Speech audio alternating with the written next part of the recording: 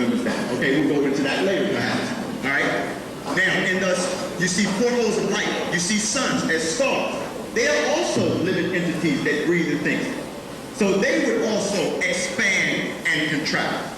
So they would be breathing. So the same thing as the smaller nucleus that make up these larger principles, they would also expand and contract.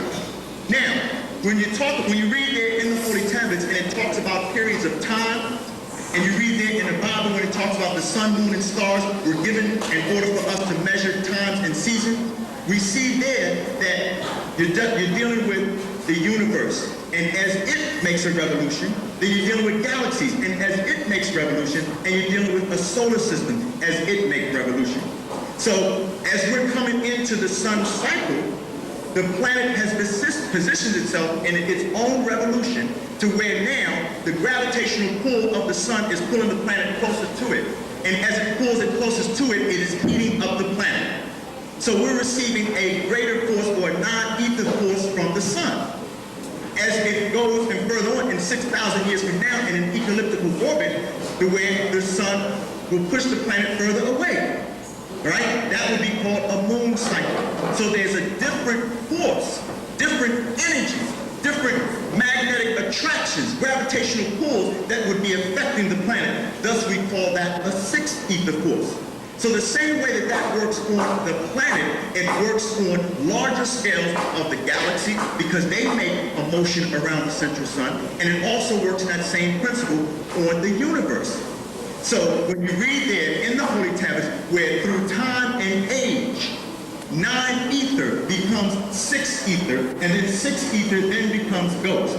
So the same way that as this planet in its elliptical orbit, through time, 9 ether then transforms into 6 ether, then into ghost, and then 9 ether would resurrect again. Because you're talking about cycles. You follow? When you relate that to cycles, and the cycles how the nucleus of an atom rotates, on a grand scale, how the universe will rotate, you will see that all things are done in cycles. So you have periods of time where it started from that original spark, you see, as a 9 ether force through time and age, then it makes a revolution. And then in that revolution, then it goes into a 6 ether force and then resurrects again. Okay, did that help you out? And to furthermore with the ghosts, now how does 6 ether produce ghosts? You say, because I understand how you came from 9 ether to become 6 ether through time and age. How does 6 ether produce ghosts? Okay. Because someone was telling me before that it was in regards to the physical 6 ether, because I understand there's natures, 9 ether natures and 6 ether natures and so on and so forth. But I'm saying, it was telling me that in regards to the physical, 6 ether produces ghosts. And I'm thinking from the other chapters where it says God is ghost, and the etymology of the word God is ghost. So, I'm trying to equate the two, and I don't know if it should be equated to. Okay, that's what I took you to on page 3 of the Holy Tablets, when Nuwaubian teaches that there were 3 creations, all right? Ghosts is gases. And it's explained how there's gases, there were 9 levels of these gases. You follow? Some of them vibrate at higher frequencies and some of them vibrate at lower. So if you understand that these ghosts are actual gases, you see, and in those gases, it's not emanating the type of force that the ultimate and highest of all of those forces would be emanating, and that would be non-ether. So you have from non-ether as a gaseous force, and that would be in its supreme state. Right? And that's where we existed in our supreme state as various gases floating in ether in the universe. Right? And then through time and age, those gases went through another force which we refer to as 6 ether. That would be a destructive force. That is the same type of force that a PAPS children uses. And then on into another gaseous state that they call ghost. That in order for us to see it and perceive it on the physical plane, is as fall and as haze. But you're literally dealing with gases, and it's those 9 levels of those gases. You follow? And so ghosts would be the lightest form. And so for a long time, scientists thought in all fields of scientific endeavor, they agreed that hydrogen was the lightest element in existence. Right? But then smallest, minute particles as the quarks, they did exist, but they were not known to exist. You follow? So that was nothing. It didn't sum up to a thing that we could calculate here on the physical plane. So you're talking about those gaseous states of existence that are not calculated here. So we see them in terms of religion, as we've been taught by Apatsi, as the brother Father Otep explained earlier, right into those lesser degrees of mystery. And that's how they fed us religion, by removing the essence of the non and then replacing it with religion into those forces. And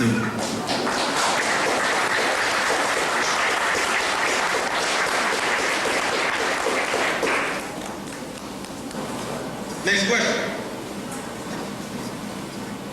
Raise your hand. Rather I had a question in reference to the Yaanuwn 19th galaxy. right. The tri-solar system in the 19th galaxy of Yaanuwn. Are there other star systems, star constellations within that particular galaxy? Okay, yeah, you know what's that? Yeah, in the 19th galaxy of Yaanuwn, right? Right. We have a tri-solar system, right, which basically is right in the center. Right. I was just curious were there other star clusters or systems or constellations within the 19th galaxy, or is the tri-solar system also referred to as Yaanuwn? Right. That tri-solar system is Yaanuwn. You follow me? That tri-solar system is Yaanuwn, meaning that it's the 19th galaxy. The 19th of the 19 galaxies. Why it was referred to as Yaanuwn, which just means the highest. This is going back into the Nuwaubian when it says, when on high before things were named, or when nothingness was something waiting to be occupied. It was literally saying that for those who need a name, for up there, Yaanuwn. Because they were dealing in a time where they didn't have names. Things just were. You follow me? Things just were. So when you needed to have a name to call that up there, they said Yaanuwn. And that Yaanuwn was those three stars, Utu, Apsu, and Shema. You follow me? So when you say other constellations, star constellations, there would have to be other stars. You follow me? In order for there to be another constellation. But when you see the outskirts where the 19th galaxy is in connection with the 18th galaxy, you're looking at Sirius. Sirius is the halfway point between the 19th and the 18th galaxy. That star Sirius, when you look up in the shadow hour and you see it in Canis Major, that is Yaanuwn and the 18th galaxy. That's their meeting point. You follow me? So no, there are no other star constellations in Yaanuwn. And a reference to this is if you turn to your holy tablets, chapter 1. Tablet 6, it's on page 62.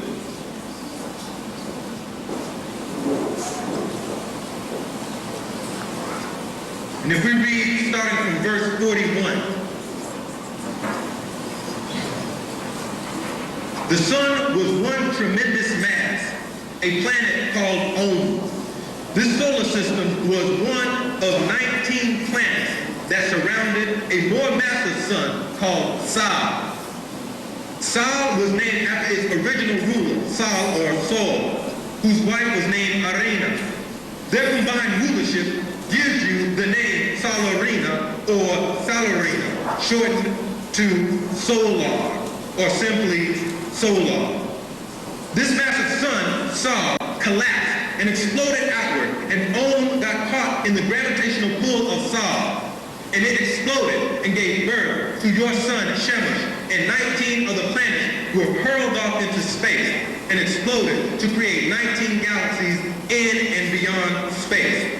These are your 19 galaxies, which Yaanuwn was the 19th. So this takes you back to the origin of our universe, which houses 19 galaxies.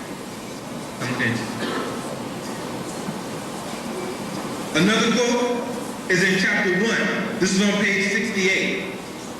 In the 72nd degree, after a universe collapses, In its center or contrast, it expands, which is an explosion called a Big Bang, producing the sound cha, from which the word chalul, create, comes. This occurrence of contraction and expansion is something that happens all the time, which is also why there is no real line of division between galaxies. They overlap each other the way bubbles connect to each other, just as planes do. Follow that? Tell you. With that answer, I'd like to pass the class over to my brother, Otto Hotel.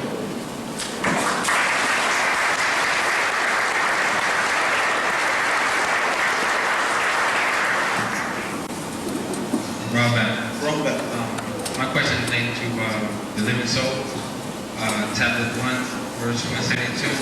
What page is that?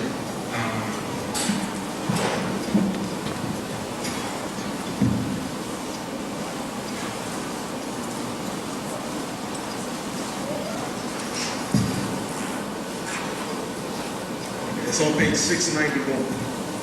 Yes, where it says in the renewal of our history, the 19th element becomes the 25th, and another enacting becomes the 19th. My question is, who's now the 19th element? That is something that we've been asking. Triad Of Atum has not gone into that. That is information that will be taught in the sacred chambers of the Lodge of the Hotel. Understood? Certain things, there is certain information. In ancient Talmud, and it is that way today, in our Talmud culture today. In ancient times, there was what was known or referred to as the lesser mysteries and the greater mysteries. The lesser mysteries was information that was available to all. And the greater mysteries was information that was only available to an elite few who were raised up in degrees and levels of information and intellect. And there in the sacred lodge, they would be called forth by the sacred master, and there they were taught that sacred information. Understood? I have another question. As we in Hathor is the wife of Tibet. Say the name again? Hathor. Hathor? And Hathor, excuse me. She's the wife of Tibet. Tibet? Okay. I was reading that Hagar was also Hathor. Now my question is, Abraham, was he Tibet? Because Abraham... No. That's a very good question. Does everyone understand the brother's question? How many people don't? Okay. What the brother's asking, he said he was reading where it says Hathor was the wife of Tibet. And he said it also says that Hagar was the wife, was also called Hathor. So he's asking, is Abraham Tibet? What we must understand when reading our information and realizing that we've come and been raised by the sacred master, from religion, we must understand that the Bible that we read, or the Quran that you hold today, is a mixture of Talmudic facts with Hindu, Greek, and Roman mythology, where they took the names and stories of certain of his deities and mixed in their mythology and interpretations. So Hagar, the figure Hagar that you're reading about in the Bible, she did not exist. They took her story from Hathor, or Athena was her other name, of ancient Talmud. They moved stories around. They took the Anu story with his wife Yaanuwn and his other wife in. They took Anu story, created an Abraham. They took Hathor's story from the Talmudic and Anu's story from the Sumerian, and took Anu's story and Hathor's story and put them together and created an Abraham and a Hagar. To confuse you. This was all done to put us under a spell called religion. You see, in ancient Talmud, we didn't have religion.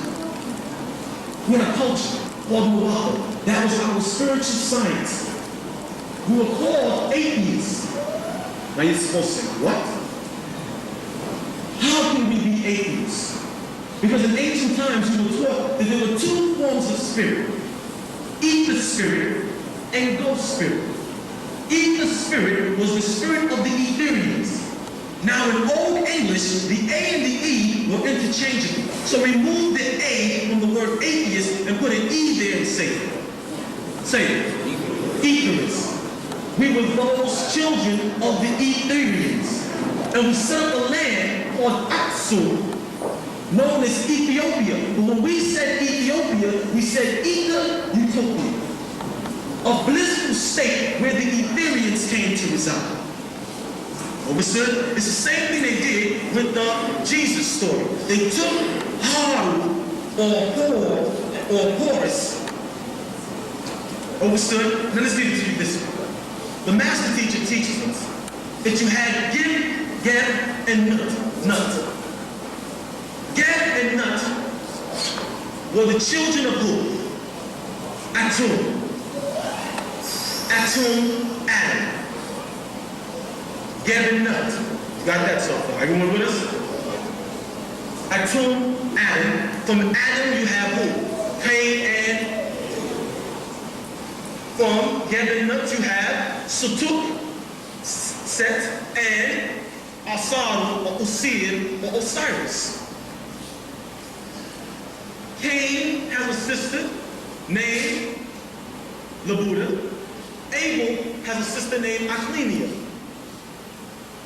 Cain becomes jealous of his sister's intellect and does not want her to marry the younger brother, Abel, so Cain kills. On the Talmudic side, you had Asaru and Sutuk. Asaru's sister's name was Aset. Say that. Where they took in the Greek said Isis. Sutuk had a sister named Nephthys, who they called Nephthys. Nephthys wants to be with Asaru or Osir or Osiris, so Sutuk becomes jealous and kills his brother. On the Cain and Abel side, in order to replace the dead son Abel, another son named Seth is born as a replacement. In the Talmudic culture, you have a son who, to replace the dead son, S-U-N-S-O-N, the father, Asaru, Osir, his name is Horus. From Seth, Seth gives birth to the mortals named Enoshites. From Haru or Hord or Horus, he is the one who gives birth to the mortals. Which story came first? Which story is written on the walls in the temple of Dendor?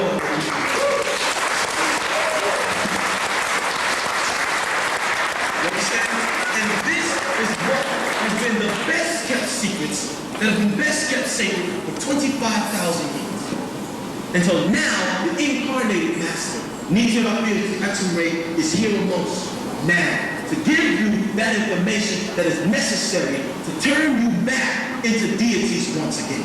This is why they fear this information. Now, Pepsi will do everything in their power to stop us. Understood? Amen. That's right. That's Rahuba. I would like to ask a brother a question in terms of speaking about getting back to our essence of who we are, and the barotherium gland is reaching the higher states, 4 higher senses that will put us on a higher level. Is that something that's going to be done physically, or is it something that's going to be done spiritually? Yes. It is something that is done physically. It's a physical operation that has to be done. Remember, there's still corrections that need to be made to the Homo sapien. When beings came down and were on various projects, right, to seed life. And that's what we have to comprehend. Out of creation, not that some God popped his finger and then things manifested.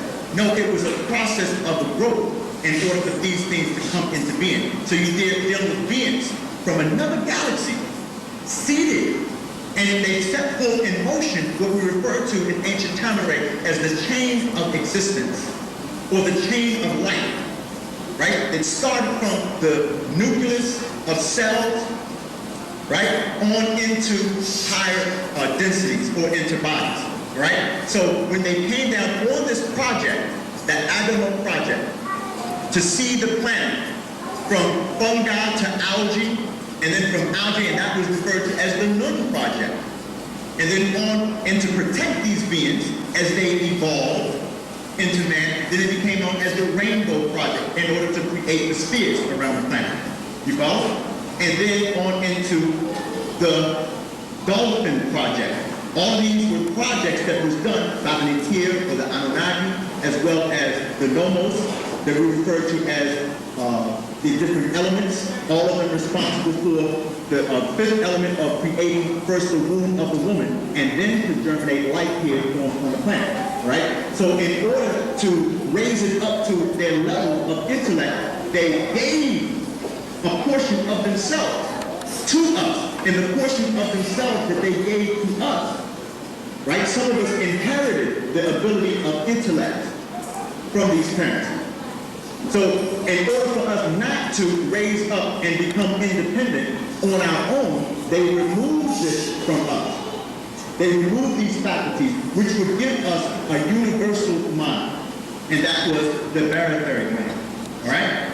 So then the being responsible for us as an entity was responsible for then educating us, and then giving us an etiquette, and then indoctrinating us, civilizing us, and indoctrinating us. It called for a doctrine. So we needed one God force because we were misplacing that divine that gave us a connection with the all. So the starting point of us making a declaration, I am in the all and the all is in me, is a stepping stone to get to that principle and that etheric connection that we once had in great abundance. You follow? So those true stories that they once gave us, those true stories then turned into myths, into faith, and then beliefs. So that was the doctrine to enslave us. Myths, faith, and beliefs. So those true stories through time then bred a religion. You follow? Okay, so that essence of what we are, that would render us an etheric being, or that would give us the Netchatatin, and the Netchatatin would be the demotic, or from heretics, coming from cuneiform language that we spoke in ancient Tamaray. Those would be our seven etheric self, on into an etheric being as a nine. So as they remove the essence from the nine, those first being that gland, right, that gave us psychometry, clairvoyance, intuition, and the ability to communicate with one another without the use of wires. And that would be a physical operation that would have to be placed back in us. One question. In terms of the planet shifting back on its original, back from 23 degrees to another axis, is that going to allow any more positive reaction between us as Nubians being non-ether beings on the planet? Okay, first of all, it will not shift into another axis. The axis that it was shifted from into a 23-degree axis, it would be shifted back into perpendicular. All right, and that will cause cataclysmic changes. All right, as the planet itself is metamorphosizing from a third density entity into a fourth density entity. And we see, because we physically can see, I don't know if you can see it here in New York, but somebody may be able to verify, you can already see two major planets with the naked eye. That would be Jupiter and Venus lining up here in March of 1999, right on into about 14 months before, according to the Gregorian calendar, that they are supposed to line up all together. You follow? So yes, it will put the planet in a state where there is more peace, where there is more essence of the love, because we're going out of the 60s, of course, tying into the question that was asked earlier, or the era that our past see rule. And now the planet will be governed by another principle. And that's why in 1969, you had a group by the name of the Fifth Dimension, had the #1 song at the time, right? The Age of Aquarius. Right? Where they really said that when the moon, right, aligns with Mars and peace will guide the planet and love will steer the stars. So we're going into more of a period where the benevolent, right, beings will be ruling. And that's explained there in the Holy Tablets. That's the green light. A new essence is here, other than the red essence or the 60th force. It's a new essence that's here, and that would be governed. So we, to usher in this era, right, a being had been sent, Amanubi Ra'akata, who is Natir Afirti Ature, qualified by the forces of nature to usher in this. And in order to usher in this era, he had to put the evil one under his feet. You read this in the books of Revelations, when it talks about a period of time when Michael and his angels fought against the dragon and his angels, and the dragon's angels prevailed not. And he also taught us, as the different schools that we've been through as Imam Isa, that Melchizedek would have to fight the devil's seed, or Shaitan, or Apat's seed again. And this is what we're doing in this very day and time. We in Eaton, Georgia are coming against adverse forces. And everyone's being asked.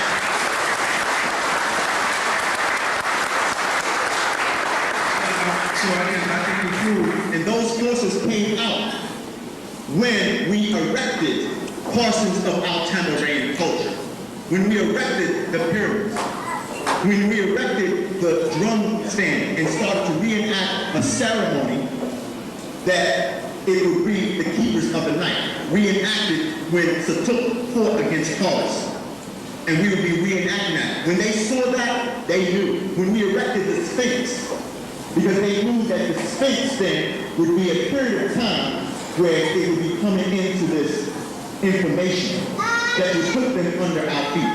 And so then they came out. Remember, in 1996 is from the time in which they lost their reign. Because that was the last year of the 666 that they ruled. That would be the last, and his system works on numbers. You follow? So we're still having these problems right now. That's why all of you who are part of Melchizedek's side to fight against Al-Qad's children are being asked to war with the pen, not the sword. Because the pen we found in our struggle is mightier than the sword. How can you research and find attacking on energy? Wait a minute, is that the first question? Okay, let me deal with that first. When you're talking about tachyon energy, when you look at the word, the phonetics, or etymology, you hear tack on. So when you're dealing with the word tachyon, you're talking about glue, the glue that holds the universe together. Tachyon energy is emitted from the pyramid at the angle of 19.5 degrees on the latitude of the planet. The walls of the pyramid, what they do is that they bend light into an emission of SCW, what's known as standard columnar wave, okay, which produces itself in what's the form of a double helix. And this double helix are those tachyon frequencies. Now the trick is that they call tachyon frequencies or tachyon energy, they call it subatomic particles. And they say this is a theoretical subatomic particle, meaning that it is subatom. Subatom is below atom. You follow me? It is below the atom, meaning it's a finer particle than the atom.